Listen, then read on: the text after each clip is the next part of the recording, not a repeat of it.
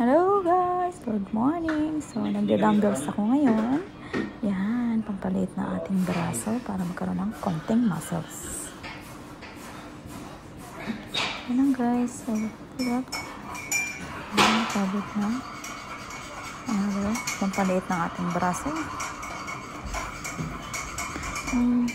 Good morning guys. Yan ang ginagawa ko kasi walang pasok ang mga bata ngayon. Yan ang ginagawa ko. So, maaga akong nagigising. 7:30.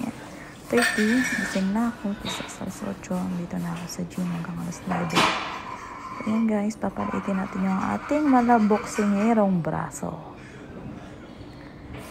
Yan. Sige lang. Huwag susukot. Pagod na yan. So, next naman natin gagawin guys. Itong pull. Wait, look how good it smells already. Yeah. Pull up. Yan. Sige lang guys. Sige lang. Laban lang sa huwag susuko. Kailangan determinado tayo sa ating gagawin. Kailangan determined. So, sige lang. Kailangan paghirapan mo. Kung gusto mo, paghirapan mo.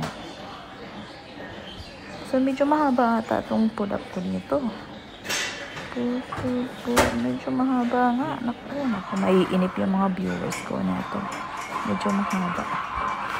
So, actually kayo 5 minutes. 5 minutes yung ginagawa ko.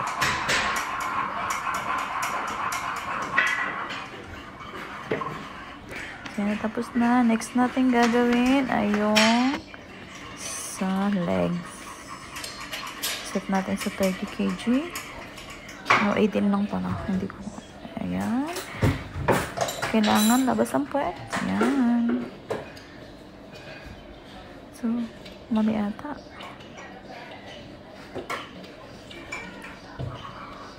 So, ang pinaproblema ko lang naman guys sa aking katawan ay ang aking tiyan at ang aking braso.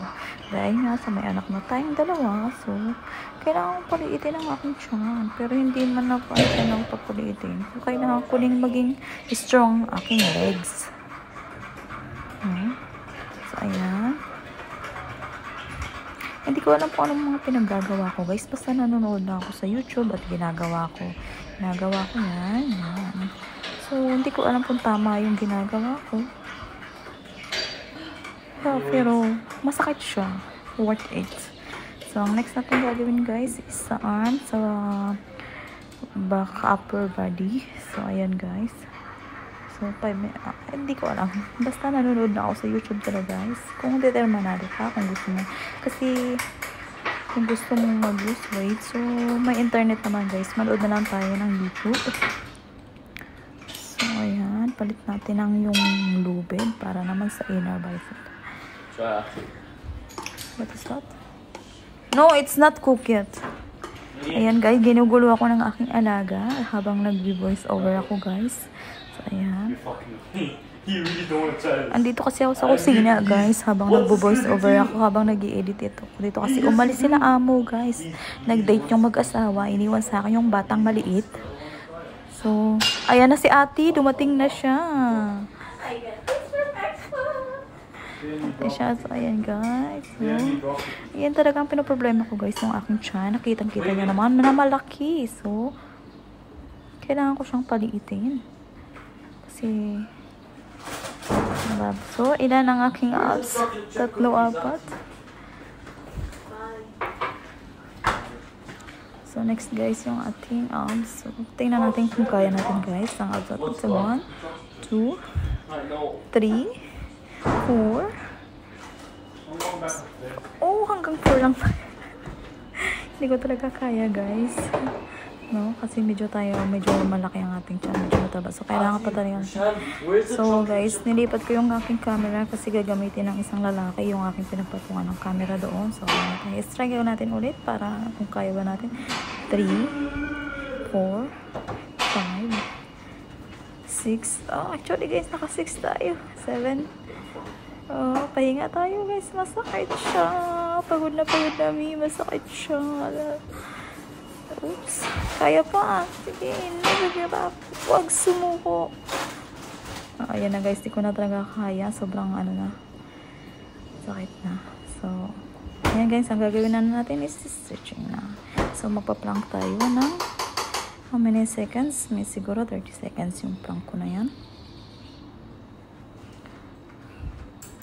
Ayan. So, ang aking alaga guys, nandito siya sa kusina ngayon. So, gumagawa siya ng cake. Di ko alam kung anong cake yung ginagawa niya. So, ayan, cake. Kikik na tayo guys. Itong cake na to guys, mapalaki daw to ng puwet na panood ko sa YouTube. Mapalaki daw yan ng puwet. So, tingnan natin kung lalaki ang ating puwet. So, actually, tingnan natin kung lalaki ang puwet, kung may effective ba. So, ang ginagawa ko guys, araw-araw na talaga akong nasa gym. Kasi ngayong bakasyon, magpapasko, mga bakasyon, walang pasok yung mga bata. 3 weeks silang walang pasok. Simula nung wala silang pasok, 3 weeks.